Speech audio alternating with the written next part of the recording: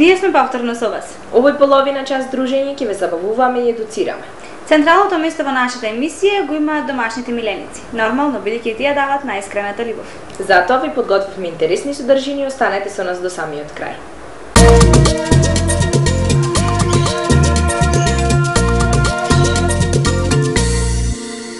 Денешни гости во нашата емисија се Ненси и Нина, кои што имаат интересна и многу ретка раса на куче. Станува збор за расата Шицу, која што сигурно не сте слушнале, но сте ја виделе. Здраво Ненси, здраво Нина, пријатели. Ви благодарам. Ви благодарам пред се на поканата. Чест ни е да бидиме ваши гости. Шицу е многу интересна раса. Кажете им на нашите гледачи нешто за нивната историја. Расата потекнува од Тибет. Значи станува збор за раса која се добила со вкрстување, поточно со вкрстување на расата Пекинезер и Лаза Апсо. Тоа е историјата, значи таа е потекнува од Тибет и е настаната од Пекинезер и Лаза Апсо. Шицуто е настаната од Пекинезер и Лаза Апсо. Зошто се одлучивте да ја земете токму баш оваа раса? Што беше пресудно? Се започна пред 3 години, значи претходно чувавме Пекинезер, кој се викаше Лео и живееше околу 13 години. После неговата смрт, на иницијатива на мојата сестра, во нашиот дом дојде Луси, како прв миленик од оваа раса. И потоа, значи по одреден временски период, односно по 1 година, во нашиот дом дојде и Кисер. Нели најпрво да раскажам за оној дел кога Луси дојде во нашиот дом. Таа е како мало кученце, нели од оваа раса, немаше неполни 3 месеци. И после оние 2-3 недели на адаптација во нашиот дом, имаше во делот на изложбениот дел, имаше изложба во Прилеп. Нели тоа беше негде на крајот од октомври месец и одлучивме јас и мојата сестра да ја пријавиме на таа изложба, нели за да ја промовираме оваа раса како раса. Па откако ја пријавивме на изложба, ние бевме присутни во Прилеп на изложбата и Луси тој ден освои Best in the Show, второ место, значи најубаво мало бебе на изложбата. Откако го видовме нејзиниот резултат, се одлучивме дека ќе продолжиме со изложбите. И во тој момент завршуваа изложбите, крај на сезона на изложби. Наредната година, како се одвиваше текот на изложби, така ние се бевме поприсутни на сите изложбени манифестации. И после некои 6-7 месеци, повторно на иницијатива на мојата сестра, одлучивме да земиме уште едно Шицу, овој пат мажјак, и овој пат да види тој изложбен примерок. Па така во контакт со една од непознатите одгледувачници кај нас широко во Европа, од Полска го донесовме кисетот од одгледувачницата Солари Савис. И тоа е тоа за почетоците со изложбите и за почетоците со нашите мленици. Бидејќи има убав изглед, дека што можеме да забележиме и долго влакно, кажете ми колку нега е потребно и внимание да се посвети околу влакното? Значи пред се треба да имателот на оваа раса, значи тој што се одлучи да има оваа раса, да се одлучи дали сака домашен миленик или изложба. Тоа го кажувам за пред се заради тоа што тука станува збор, значи колку сака да вложи. Кога станува збор за домашен миленик, значи тогаш нема потреба од растење на влакното и може да се стрижи.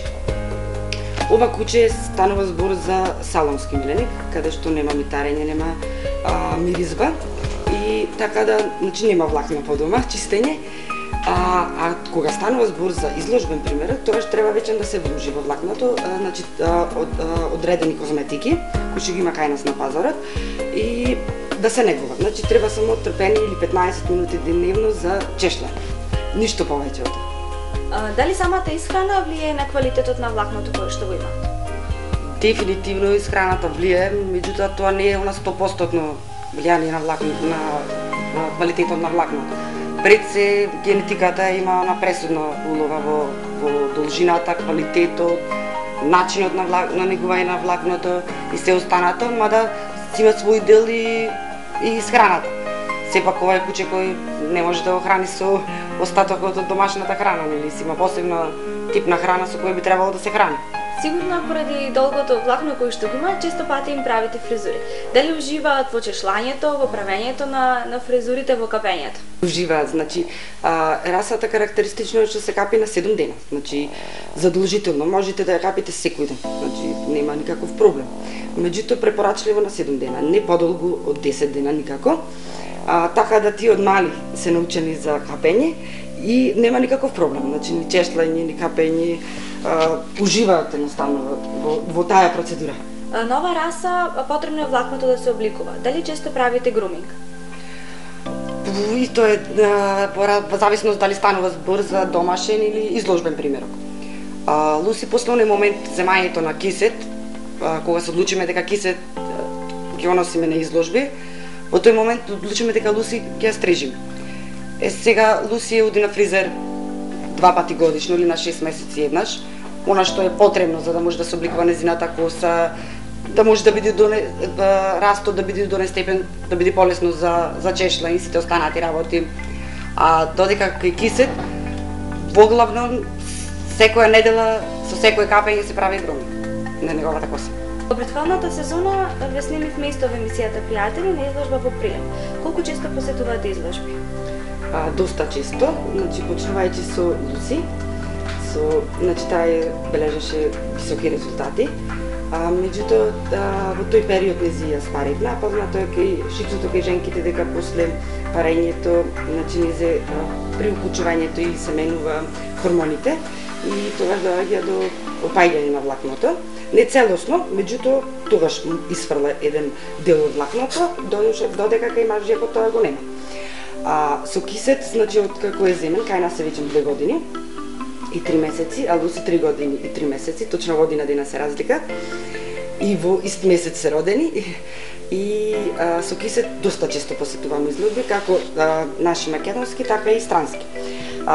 Луси е шампион на Македонија, а додека па кисет е млад шампион на Македонија, возрастен шампион на Македонија и шампион на Грузија. Што се треба да знае едно куче за да биде успешно во рингот? Па има некои одредени правила, како што се кога станува збор за расата шицу, пред се карактеристиката, значи главен отсек се става на неговото влакно, значи на одржаноста на влакното, на квалитетот, на должината. Значи шицуто како стрижено куче не може да посетува изложби, не е дозволено, значи дозволено е вонредно оценување за потребите на неговото парење, а не е дозволено значи да посетува изложби. Сепак нема да биде фер спрема другите излагачи, значи некој вложи труд, енергија и средства, а некој туку така да го изложи кучето. Второ нешто е неговиот став, значи поставеноста на кучето на рингот, неговите движења и неговата грбна линија, исто како и опашот. А колку време му се потребно на кучето да ги научи тие работи? Па доколку му се обрне внимание за многу краток временски период, од прилика месец дена со секојдневно вежбање од 10 до 15 минути. Бидејќи често се појавувате на изложби, како останатиот дел од публиката што е таму реагираат на нив, бидејќи се доста интересни и сигурно. Самата раса по себе си има своја специфика и своји карактеристики и на прв поглед е понака баш вау. Нели со самата должина на влакното и со самиот тот и самото движење придонесува да биде се повеќе и повеќе атрактивна кај нас. Нели сите останати раси немаат таа должина, немаат таа специфика како оваа раса, па поради тоа се популарни кај нас. До 3 години воопшто не беше ни позната, така да сега овој период, нели после доаѓањето на русите со нивните шицуа, ова ние што го имаме кај нас, можеме да се попалиме дека ние имаме добри примероци од оваа раса, што можеме да ги покажеме кај нас. Кажете ни кои се позитивните, а кои негативните карактеристики на оваа раса? Значи, пред се станува за миролюбива раса, станува збор, која многу лесно се прилагодува со било кое животно и со децата исто така.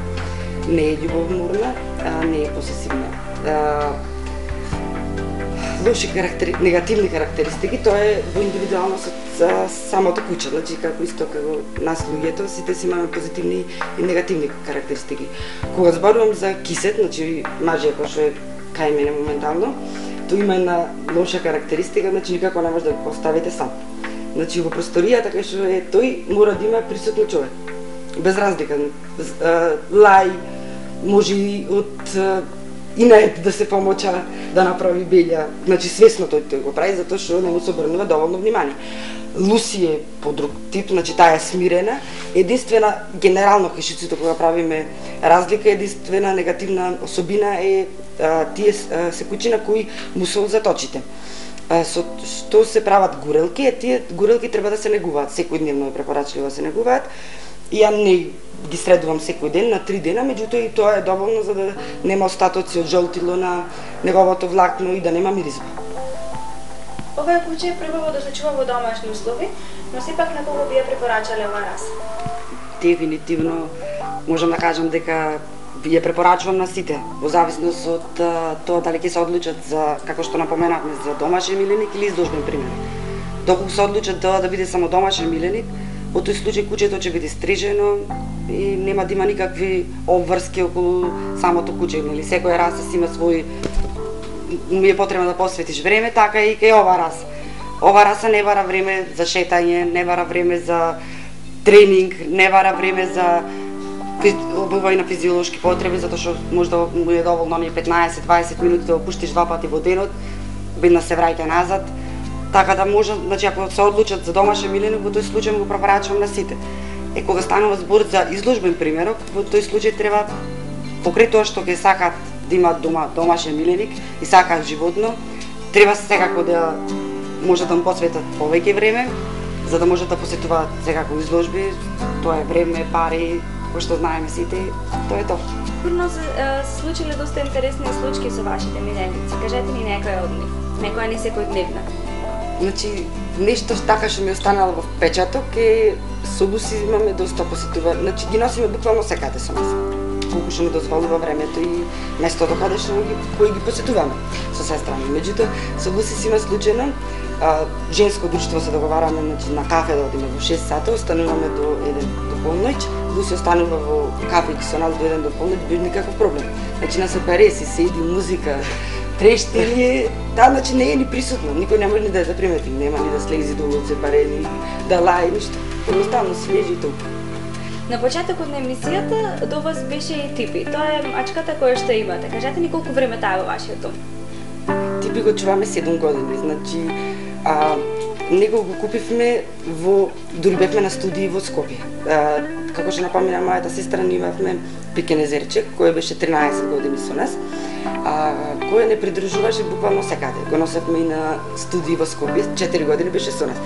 Втората година од студирањето одлучивме да му купиме друштво. И тогаш некој мај да види куче, да види маче и се одлучивме за персиски маче. Да види мажјак и така го купивме Типи, беа многу добри другари. Без разлика дека кучето беше од машки пол, тој како мајка значи се грижеше за Типи, го израсна од месеци нешто го задавме Типи, кај нас од Сусла го раневме. Па после обратно, значи кога почина Лео и ја задавме Луси, па Кисет и тој ги прифати исто така како тој што беше прифатен, значи немаше ни кави, ни ништо, ни авторитет подобар, немаше ништо. Вие имавте легло од Кисет и од Луси, така да моментално во вашиот дом е и Купер, тој е нивниот син. Кажете ни нешто повеќе и ајде да го видиме како изгледа на маличко шицо. Ние имавме легло од Луси и од Кисет и едно од кученцата кој е 3 месеци старо е Купер.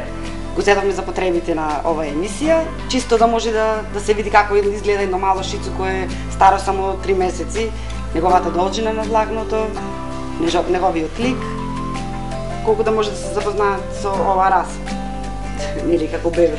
Веќе спомнавме дека имавте легло, кажете ни колку е тешко да се држува едно легло? Пака, значи пред да се одлучи било кој значи да има легло, значи да има малецки кученца, јас срдечно му препорачувам пред се тие да се набават кафес. Кафес кој што го носиме ние сите по изложбите, значи за да има тие кученца простор и место каде да лежат, значи долу да има мека подлога, да не бидат во картон или не знам што, пошто по неколку 2-3 недели тие ќе почнат да се движат. И доколку немаат соодветни услови, нормално ќе прават и грешки, значи ќе вршат физиолошки потреби таму кај што не треба, пошто сепак тие мали. Треба, јас најчесто, значи, башка од мека подлога, му ставам и пелени И со текот на времето, значи тие пелени после ги вадиме надвор, па тие се учат за надвор да ги вршат физиолошките потреби. Меѓутоа сакам да кажам дека и нив треба да му се пружи определена нега, значи на кученцата за потребите, сепак значи мајката да се обучи тука, па да може тука да биде со нив со кученцата, да ги дои тие работи. Бидејќи има долго влакно, од која возраст е најдобро да почнуваат да се четкат? Пред се, значи не ги учиме уште кученцата, конкретно кога станува збор за нашето легло, па и ние кученцата кои сме ги набавиле од други обредувачници, се научени од малина, од месец дена, значи практикувам да ги чешламе со првото капење. А после на недела дена од 2 месеци и кики му врзуваме на горе, може да покаже како на куперче. За да стекне навика кученцето, за да не треба после да ги вади од тепиху и да се гали од креветите за да ги извади, пошто му смета, ако е на подоцна, значи на постара возраст. А какви четки се потребно да се има? Пред се треба четката да биде да нема топчина бели на четката, значи било која фирма, било кој пет шоп може да се набава, меѓутоа да нема овде како бели на игличината. Бели топчина да нема, заради тоа што не е препорачено за неговото влакно. Ова е чешел кој се употребува за предпеглање, значи за изложби, најчесто. А овој чешел го користиме за чепдол, за рачината и за ножината. За долниот дел од ножината и од рачината, за чешлене. Бидејќи спомна пеглање. Пеглата е друго што се може да им се прави влакното. Буквално се. Значи ова раса дозволува секаков експеримент со неговата коса. Се врзуваат плетенки, се плети цела коса, се плети дел од косата, се ставаат стегачи на оној дел кој мислиш дека ти можеш да го заштитиш, нели ке мажјаците при вршење физиолошка потреба ја креваат ногата, после самото кревање на ногата косата паѓа надолу, и за да не дојде до подмочкување на самото влакно, самата коса се заштитува со стегачи, нели, со ластици, или ние како знаеме да го кажеме пакување, нели, секој куче може, мислам ова раса е пожелно да се пакува, за да може да се одржи влакното здраво, квалитетно и чисто пред се, да нема таа миризба, остатокот од миризбата на неговата коса. Ќе ни кажавте дека ги носите на изложби, и Луси била и Кисет исто, кои се награди ги имаат освоено? Конкретно за Кисет има освоено повеќе од околу 10 цаци джуниор цац, околу 6-7 бок и 3 пати бил Best in the Show, од кои 2 пати е прво место Best in the Show. Да прецизирам што значат овие термини. Нели со освојувањето на Боб, тој станува првак на неговата раса, нели на расата баш од Шицу. Со освојувањето на Бок станува првак на цела група, цела 9-та група, во кои спаѓаат повеќе раси на кучиња. Со освојањето на Best in the Show станува прво место, станува првак најдобро куче на цела изложба. Оние 10 кучиња кои влегуваат по раса, тоест по група, 10 кучиња, 10 групи, 10 кучиња, тој значи ги победува сите 10 кучиња. И тие се едни од наши најмили. Како? Која награда ви е најдрага може? Не можам да издвојам затоа што секоја си има своја специјалност. Можам да кажам дека една од подрагите ми е Best in the Show во Прилеп, затоа што тој е наш роден град, нели има луѓе кои не познаваат. Како и Јан Клуб Винтер на Луси, специјална изложба во Скопје. Исто Best in the Show во Охрид на неделата на изложби која се одржува негде околу август, крајот на август, почетокот на септември. Тоа е тоа. Мада секоја изложба си е сама по себе, си има своја специјалност. Рете ни дали се сеќавате на вашиот прв миленик? Да, јас и мојата сестра сме израснати со миленичена.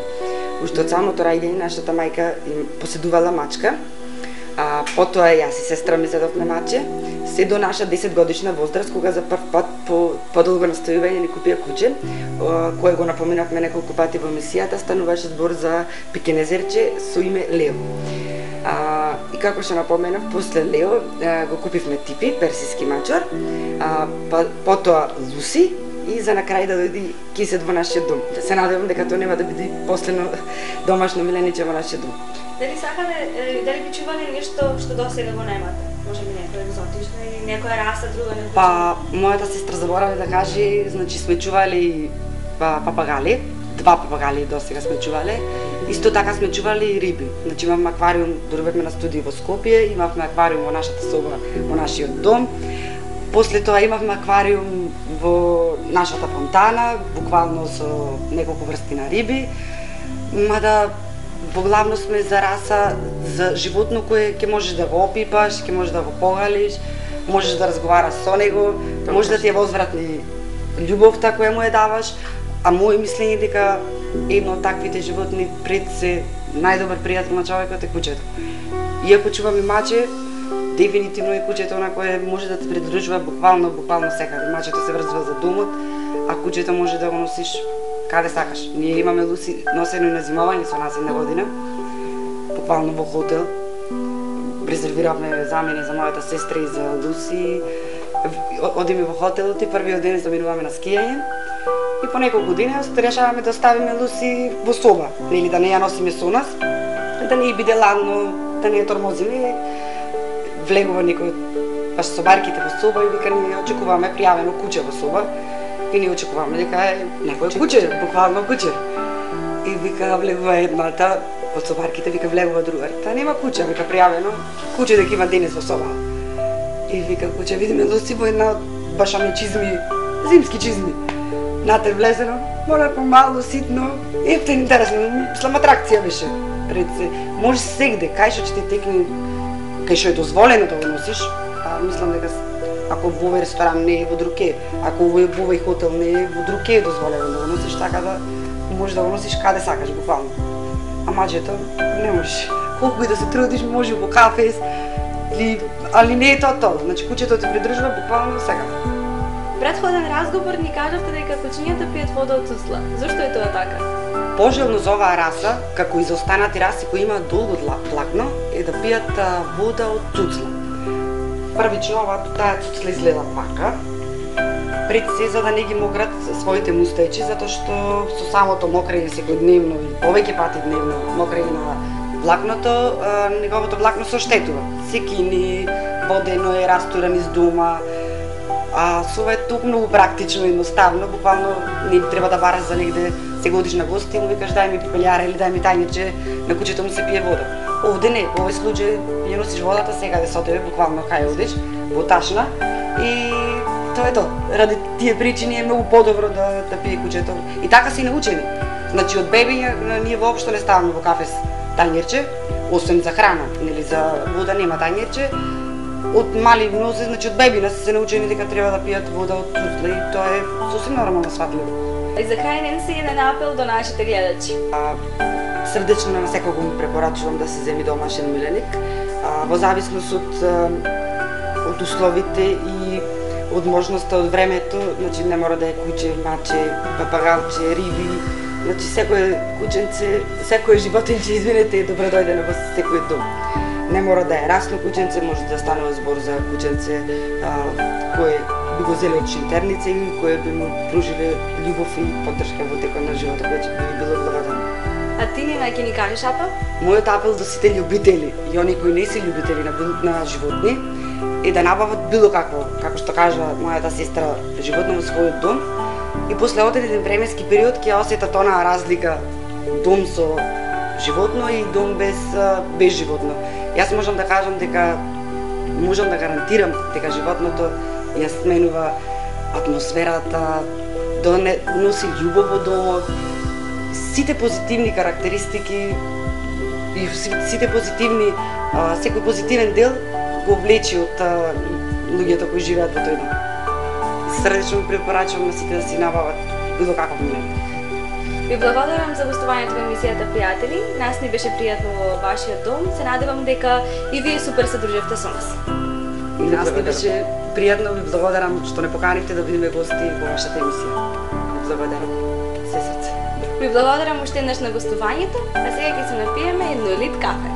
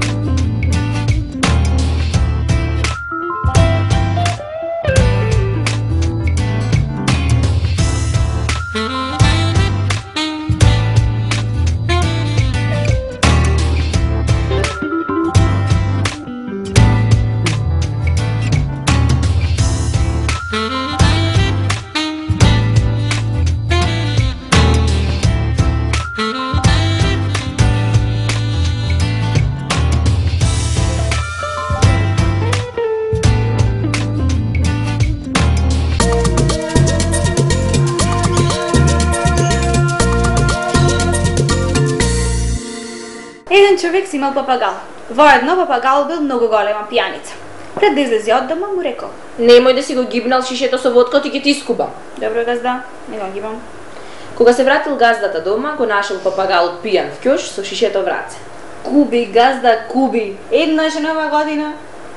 Полека, но сигурно дојдовме до крајот на уште едно издание на емисијата Пријатели, но и до крајот на оваа година. Се гледаме наредната година со многу нови и забавни едукативни содржини. Во новата година ви посакуваме здравие, среќа и уште многу убави моменти со вашите миленици. А доколку немате миленици, Дедо Мраз нека ве исполни таа желба. Среќна нова година.